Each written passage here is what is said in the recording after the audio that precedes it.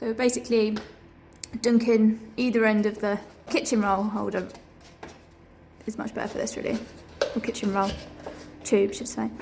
And you just cut whatever shape you want into it.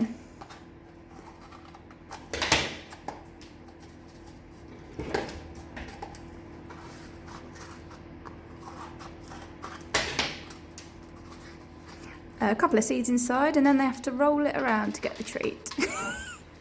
It's enrichment for keepers as well.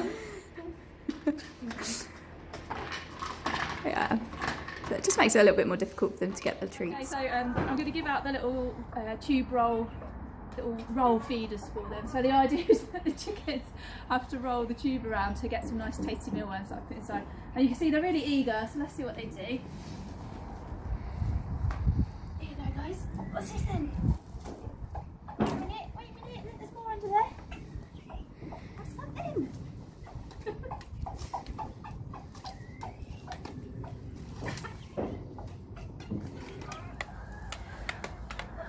Are we going to figure out that we need to roll them?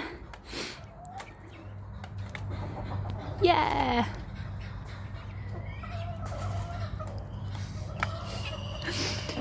You can tell who's the brains of the bunch over here.